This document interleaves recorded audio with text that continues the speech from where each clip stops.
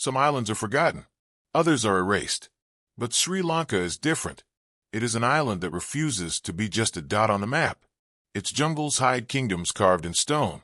Its coastlines still echo the whispers of old gods, and in its people flows a bloodline shaped not by one empire, but by many who never even knew each other's names. There are stories carved in palm leaf and chanted in temple halls, of gods and demons, of noble kings and fallen queens. But under every tale, every monument, every war, lies the one story no one told you, the one your body has carried all along. Because if you could look beneath the skin of the Sinhalese people, what would you find? The answer is not simple, and it never was. At first glance, it seems straightforward. The Sinhalese speak an Indo-Aryan language. They trace their origins to North Indian royalty, and their cultural epicenter is built around Buddhism. And yet, as scientists unlocked the secrets buried in chromosomes and mitochondria, a different truth began to emerge, one more layered, more ancient, and far more human than any myth ever dared to tell. DNA doesn't lie. It remembers. It remembers a time when humans first walked into Sri Lanka over 30,000 years ago, crossing land bridges that now sleep beneath the sea. Those first people, the ancestors of today's Veta, left behind tools, bones, and silence. But their genetic fingerprints never left the island. You'll find them, even today, flickering faintly in the blood of fishermen on the eastern coast, or hidden deep in the highlands. Then came the iron, not in war, but in culture. Megalithic tombs, black and red pottery, rice fields. A new people arrived from South India, Dravidian-speaking tribes who didn't just invade. They blended. They married, built, died here. And the bloodlines twisted once more. But the story didn't stop there. Around 500 BCE, another wave arrived, this time, not from the south, but from the northeast. Legend tells us it was an exiled prince named Vijaya, a rebel, a founder. His people came by sea, carrying the early tongues of Prakrit, the seeds of Sinhala, and the rituals of the Indo-Aryan world. And they too blended. They too became. So what do we call a people born of hunter-gatherers, Tamil kings, and Indo-Aryan priests? What do we call a genome stitched together by the land, the sea, and the stories that refuse to die? We call them Sinhalese. But the label is just the beginning. The DNA of the Sinhalese carries within it the tension of all Sri Lanka's history. Because even though the language they speak echoes the Ganges, their closest genetic relatives live just across the strait, in Tamil Nadu. Even though their legends call North India their home, their blood hums with the rhythm of the Dravidian South. And even though they look outward, to West Asia, to Southeast Asia, to forgotten ports along ancient maritime routes, the island always pulls them back. Because this is no ordinary island. This is an island where every migration left a memory, and every invasion became inheritance. Where myths are not lies, but reflections, distorted by time and sharpened by ritual. And as you'll soon see in the chapters to come, every piece of the Sinhalese identity, language, culture, religion, and politics, stands on top of this one undeniable truth, that the body remembers more than the mind is taught. And this is only the beginning. It begins not with science, but with a story. A tale passed down for over 2,000 years, written on palm leaves and recited under moonlit skies. The Mahavamsa tells of a prince, Vijaya, banished from his homeland, cast adrift with 700 men, and washed ashore upon the unwelcoming coast of an untamed island. There he meets a woman, not a queen, not a goddess, but a figure half forgotten by history, Kavini, the Yakshini. Wild, magical, indigenous. She offers him shelter, love, a kingdom, and in return, he betrays her. This tale is older than politics, older than borders. It's the founding myth of the Sinhalese people, and for centuries it was accepted or dismissed as legend, no more real than a fable. But then came the gene sequencers, the S&P arrays, the silent testimonies inside our chromosomes. And as the data emerged, something astonishing began to unfold. Vijaya's legend may be myth, but its skeleton is real. Recent genetic analyses, especially whole genome comparisons published in 2023, reveal a striking pattern. A large fraction of Sinhalese DNA shares deep identity with populations in eastern and western India. Specifically, there's a strong match with Bengalis, echoing the Vanga region mentioned as Vijaya's maternal homeland, but also, remarkably, with groups in Maharashtra, perhaps even tracing to Lata, the mythical Sinhapra, believed to lie somewhere in western India. These are not vague overlaps. These are ancient shared genetic segments, passed from ancestors to descendants for thousands of years. But then there's Kavini. She is not just a character. She is a metaphor for the land and its people, the original inhabitants. And DNA does not forget her. In coastal Sinhalese groups, faint but distinct traces of ancient lineages persist. Mitochondrial haplogroups like R30b and U7a, found in significant frequencies among the Veta, also appear in the Sinhalese, like fading ink from a lost chapter. These aren't common across South Asia. They are signatures of an older world, a genetic whisper of the women who were here long before Vijaya's ships arrived. And then there's the twist, the part the chronicles never told us. After ejecting Kavini, the story says, Vijaya sends for a bride from South India, a Tamil princess from Madura. Her arrival was political, strategic. But the genetics tell a deeper truth. The Sinhalese genome is not just Indo-Aryan. It is profoundly Dravidian. Several admixture studies confirm that between 30 to 70% of Sinhalese ancestry derives from South Indian sources, especially Tamil populations. These aren't footnotes. They are foundations. So now we stand at a crossroad where myth and molecule intersect. Vijaya, the foreign prince, carries the Indo-Aryan Y-DNA lineages, R1a and J2, markers of migrations from North India and perhaps even the steppes beyond. Kavini, or what she represents, carries the deep maternal signatures, R30b, U, and M haplogroups, linking back to the earliest settlers of the island. And the Tamil princess, centuries of Dravidian ancestry that mixed and molded what we now call Sinhalese. This isn't just symbolism. It's biological history encoded in every cell of the people. Even the sequence of the legend mirrors the sequence of admixture events. The indigenous presence, the northern influx, the southern intermarriage. What the Mahavamsa recounts as drama, modern genomics reconstructs as demographic truth. And though the details differ, the arc remains intact. But here's what the legend leaves out. It tells of kings and warriors, but the genome tells of women. Mitochondrial DNA, passed only from mothers, reveals maternal ancestry most clearly. And it is through these unbroken female lines that we learn the island's deepest truths. The majority of Sinhalese maternal haplogroups trace back not to North India, but to South India and beyond. It is the mothers, not the kings, who shape the lasting genetic identity of the nation. And perhaps this is where legend must give way to reality. Because the myth ends with abandonment. Vijaya leaves Kavini. Their children are lost to the forest. But the genes did not vanish. Her lineage endured. In fragments.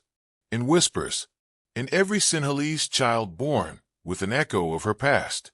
This is how myths survive, not in books, but in bodies. What science has uncovered is not a contradiction of legend. It is a reframing. Vijaya was not a single man. Kavini was not a single woman.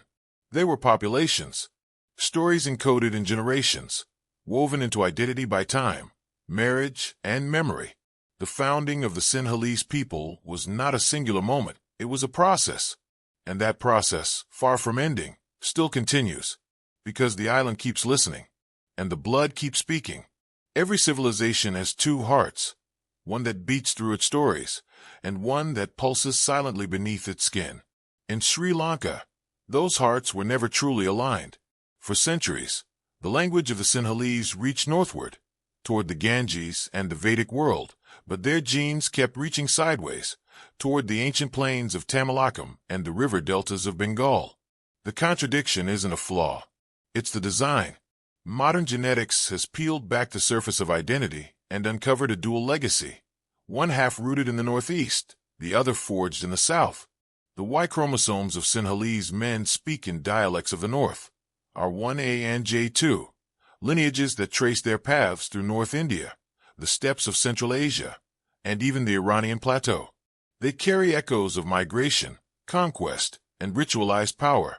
But their mitochondria, the inheritance of mothers, tell another story altogether.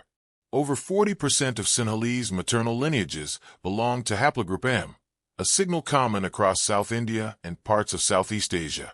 Another quarter traces back to haplogroup U, especially U7, a marker whose path winds from the Iranian highlands down into the southern coasts of the subcontinent. These are not peripheral details.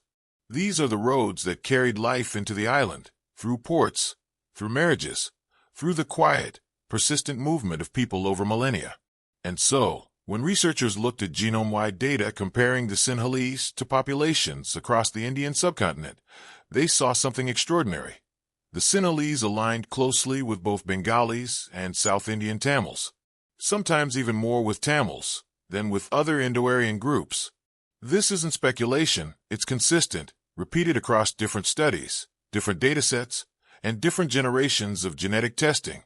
One set of studies showed a roughly 70% contribution from Tamil-related sources, and another suggested a strong Bengali signature in specific alleles, like the MTHFR 677T variant, a small but powerful clue pointing northeast.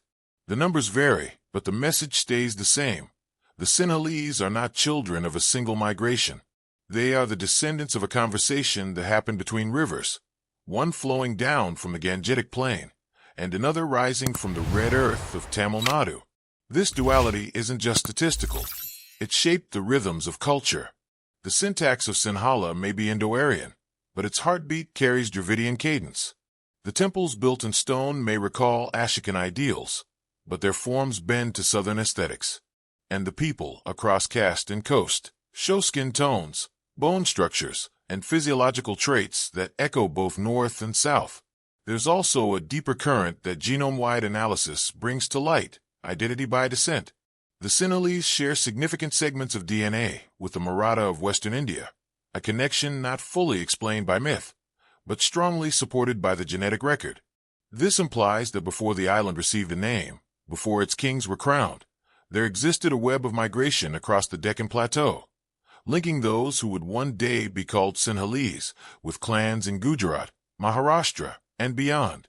These are not coincidences. They're imprints. The past doesn't live only in artifacts or chronicles. It hides in the invisible threads between nucleotides.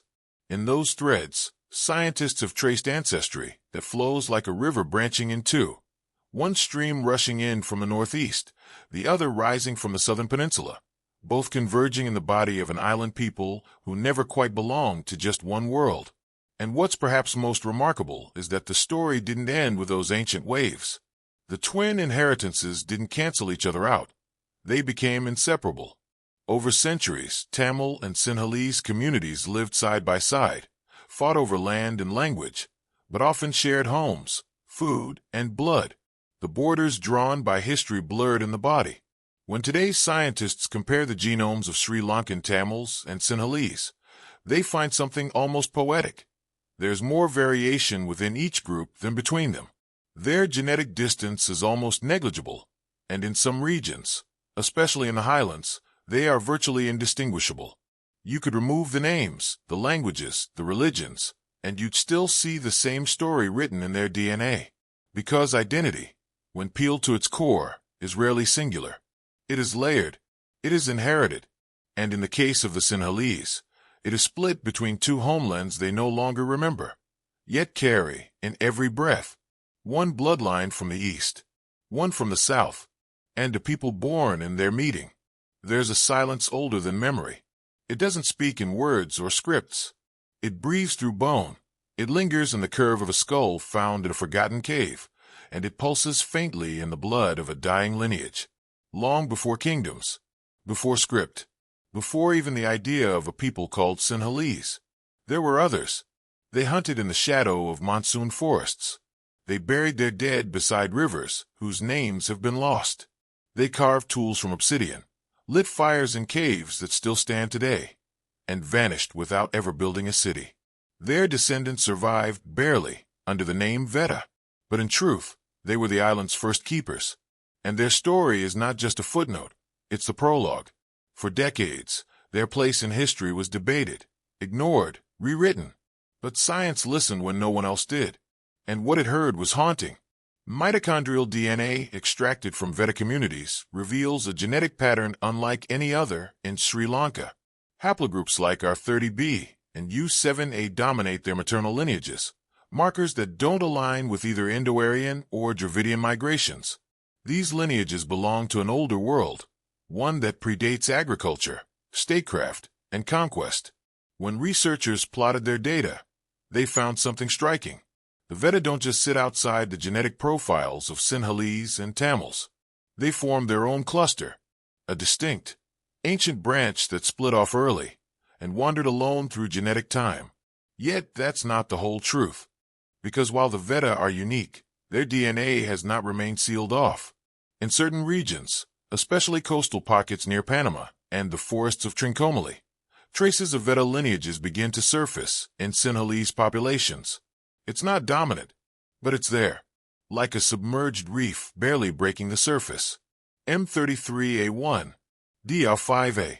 Faint signals of intermarriage, of shared homes, of forgotten unions between forest dwellers and the farming communities that encroached on their land.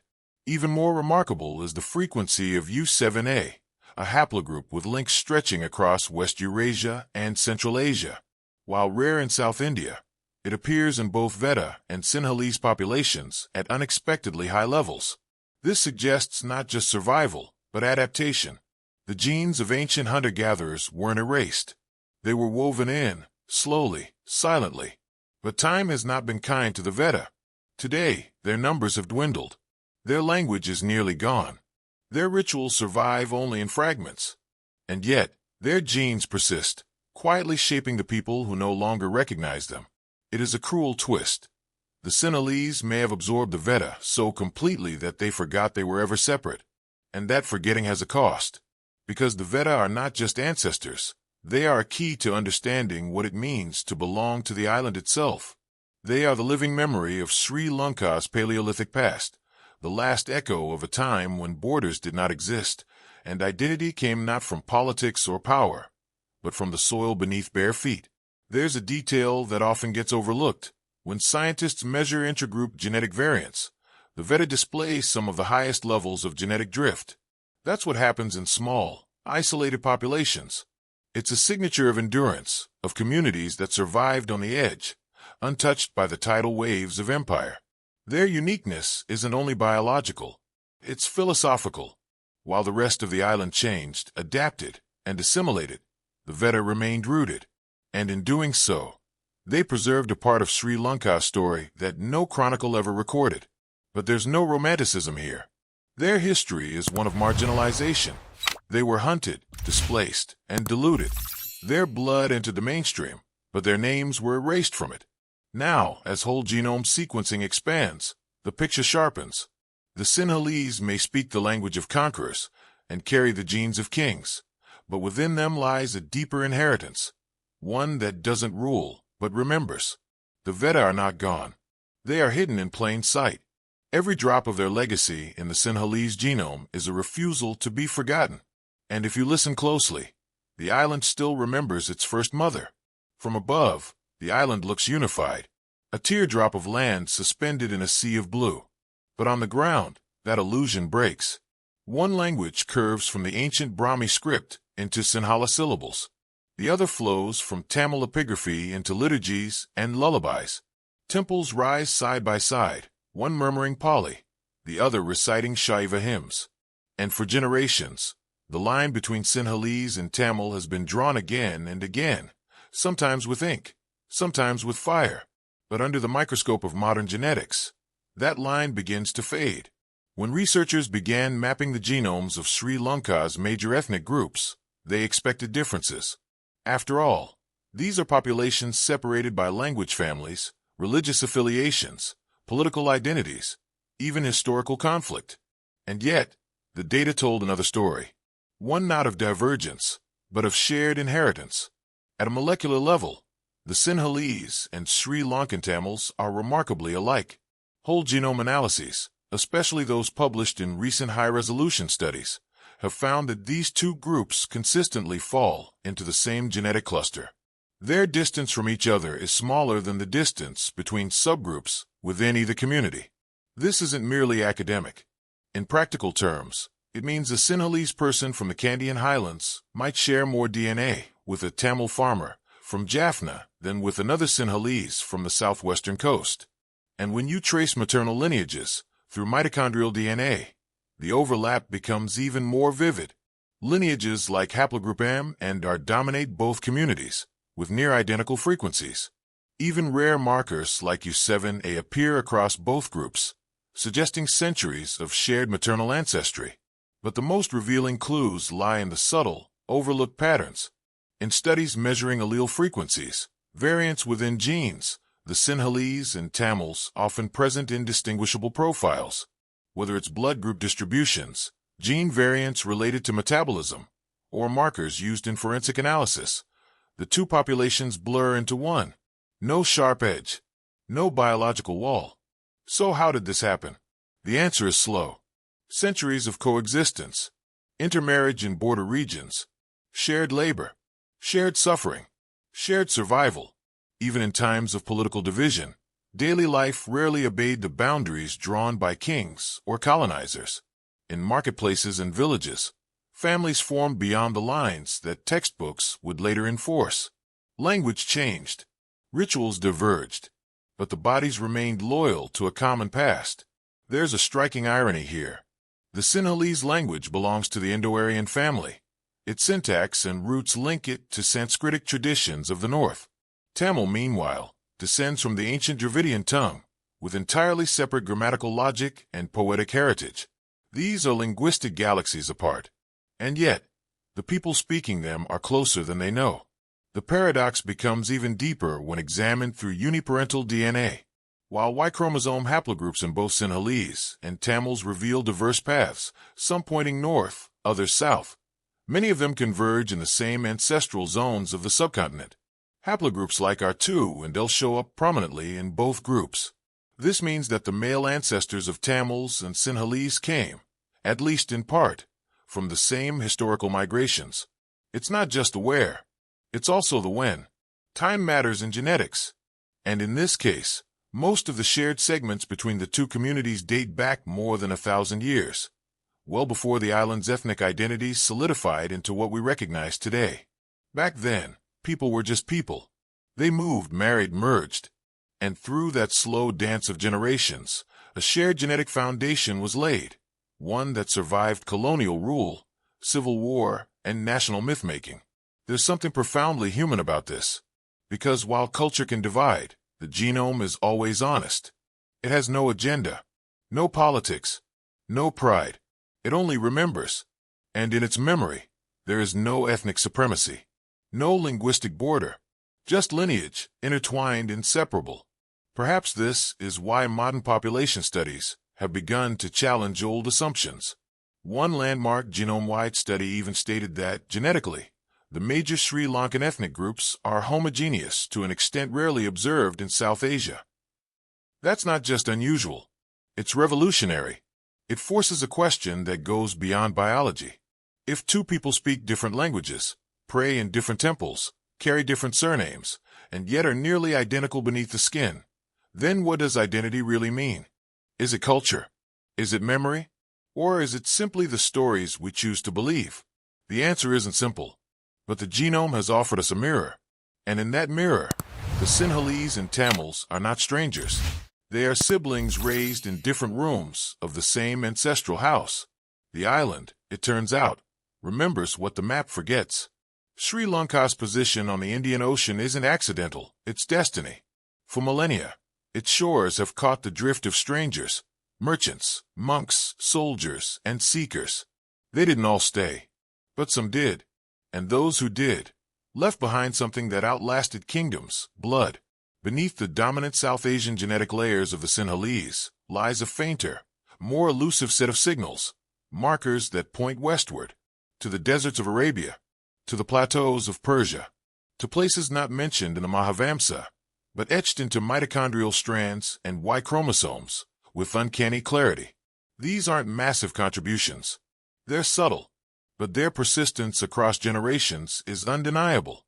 Take haplogroup J, for example, a paternal lineage common in West Asia, from the Levant to Iran. It's found in about 1 in 10 Sinhalese males in certain studies. Not dominant, not rare, just enough to remind us that Arab traders and Persian travelers didn't only trade silk and spices, they also shaped ancestry. And on the maternal side, haplogroups like U7 and HV tell similar tales. These are mitochondrial lineages often traced to the Iranian plateau and the broader West Eurasian sphere. Strikingly, while South Indian populations show these markers at minimal levels, Sinhalese samples reveal a higher frequency, suggesting a past that included not only contact, but absorption. But how did these lineages arrive? History provides several clues. From the 7th century onward, Arab merchants began establishing trade ports along the southern coast. Many came not just for commerce, but for conversion, planting the seeds of Islam in the form of the Moor community. And while the Moors are ethnically distinct today, the lines between communities were never perfectly drawn. Intermarriage blurred them. Over time, genes flowed across religious boundaries, quietly, without fanfare. Then came the Malays, brought by colonial powers, some as soldiers, others as slaves. Their genetic contribution is even smaller, but still present. Haplogroups such as M12 and G, associated with East and Southeast Asian ancestry, flicker in the genetic profiles of some Sinhalese families. They're outliers, yes, but their existence breaks the illusion of a closed island population. And it doesn't end there. A peculiar immunoglobulin variant known as GMAFB1, B3 shows up in Sri Lankan samples at a rate that surprised even the researchers. This marker is common among certain Southeast Asian and Chinese populations, particularly those from regions like Yunnan. Its presence in the Sinhalese genome suggests a prehistoric or early historic gene flow from populations far beyond the subcontinent. These are not mainstream narratives. They don't appear in school books, but the body tells them anyway. What makes these findings so powerful isn't their scale, it's their symbolism. They speak of a time when the Indian Ocean was not a barrier but a bridge, when the world flowed through Sri Lanka's ports, and each encounter left a molecular footprint. In the genetic script of the Sinhalese, most chapters are Indian, but every few pages, there's a word written in another tongue: Persian, Arabic, Austroasiatic. Faint but unmistakable. And that's what makes the story complete. Languages are usually heard, not inherited. But in Sri Lanka, the tongue and the genome have danced together for centuries, sometimes in harmony, sometimes in conflict. The Sinhala language, a member of the Indo-Aryan branch, came not with thunder but with drift, carried in the voices of settlers who brought not only speech but script. Ancient inscriptions carved in Brahmi evolved into the curved, flowing letters of modern Sinhala. But behind its Sanskrit roots, another voice whispers. The structure of Sinhala contains shadows, grammatical borrowings, and phonetic echoes that align with Dravidian logic. It's not just vocabulary, it's rhythm, it's syntax, and that points to centuries of coexistence, intermingling, and shared breath between Sinhala speakers and Tamil communities. Genetics supports this linguistic complexity. The same people who speak Sinhala today also carry mitochondrial and autosomal DNA signatures indistinguishable from Tamil-speaking groups, which means, long before language barriers existed, there was genetic fluidity. Then there's the mystery of the Veta language, or what remains of it. Nearly extinct, it survives only in fragments, plant names, animal references, spiritual terms. But several of these root words have no clear Indo-Aryan or Dravidian origin. Linguists and geneticists alike believe they may be remnants of a lost substrate, perhaps belonging to the island's first human inhabitants. It's not speculation, it's convergence. The genome reflects admixture with a unique ancient group, while the language preserves the faint memory of their voice. A perfect alignment between biology and linguistics. And then there's the Western connection, one few expected. Recent comparative linguistics have noted parallels between Sinhala and some Prakrit dialects of Western India, particularly Maharashtri. Coincidentally or not, genome-wide studies confirm a strong link between Sinhalese and Maratha populations. It's not proof of origin, but it's a connection too consistent to ignore. So the question arises, did Sinhala evolve in isolation? Or did it emerge as a linguistic mosaic, shaped by voices from Bengal, Gujarat, Tamilakam, and even prehistoric hunter-gatherers? The answer lies not in one source, but in many. Just as the Sinhalese genome blends lineages from across the subcontinent, the Sinhala language is a layered creation, and that makes it not less authentic, but more extraordinary. For generations, the island has drawn its lines in ink and fire. Language, religion, name, each one a boundary, each one a badge. But when we peel back those symbols, when we look not at what people say, but what they carry inside, a very different picture begins to form. The Sinhalese, the Sri Lankan Tamils, and even the Moors all show overlapping genetic markers. Not similar, identical. The kind of overlap you expect from siblings, not strangers. Population studies using whole genome sequencing have made it clear there's more genetic homogeneity across Sri Lanka's ethnic groups than across most of South Asia. The genetic distance between a Tamil from the north and a Sinhalese from the south is often smaller than between two Tamils from different Indian states. What does that mean? It means ethnicity here is a cultural layer, real, powerful, sometimes painful, but it floats atop a shared biological foundation, one built over centuries of contact, cooperation, and cohabitation, one that survived colonization, civil war, and ideological separation. So when we ask what it means to be Sinhalese, we must also ask what it means to draw lines across something that refuses to be divided. Identity, in this context, is not a single origin point. It's a process, an inheritance reshaped over time, by love, by fear, by faith, by necessity. And perhaps, if we listen to what the body remembers, we might find a kind of healing, not erasure of difference, but recognition of common ground. Because the blood says what history forgets. We were never as separate as we were told. The story of the Sinhalese is not closed. In labs across South Asia, new studies are unlocking the deepest layers of ancestry. Whole genome sequencing, scanning every letter in the genetic code, is revealing connections no one anticipated. Recent breakthroughs have shown ties not just to North India and South India, but to unexpected corners. Ancient Iranian ancestry, deep links to the Maratha Plateau, and faint signals from Austroasiatic populations in eastern India. Each discovery adds dimension, but also raises questions. How many migrations shaped this island? What voices have been lost? Which ancestors remain unnamed? Even more striking is the discovery of genetic traces not visible in mitochondrial or Y chromosome studies. These autosomal segments, stretches of DNA inherited from both parents, carry secrets that single lineage testing missed. They tell of hidden matings, forgotten tribes, and quiet blending across eras. And it's not just about the Sinhalese. Tamil genomes, Veta genomes, and more genomes are all being sequenced in parallel, allowing for a full map of the island's human history to finally emerge. The first draft of that map is already surprising. The island, though small, holds one of the most intricate genetic landscapes in South Asia. A place of convergence, of survival, of resilience. But the final chapter hasn't been written. It's still being sequenced. Across 10,000 years, the island listened. It absorbed strangers, storms, invasions, and migrations. And in return, it gave birth to a people who cannot be reduced to one ancestry, one language, one label.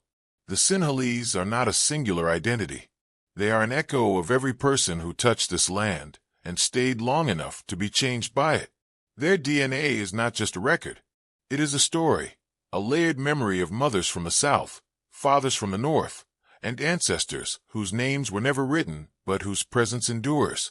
This is not the end of the story. It is a beginning, because if this much truth lives in the body, what other histories remain to be revealed? What part of this journey challenged what you believed? Comment below. Let the conversation evolve, like the people themselves did. And if this changed how you see Sri Lanka, share it. Let others discover what lies beneath the surface.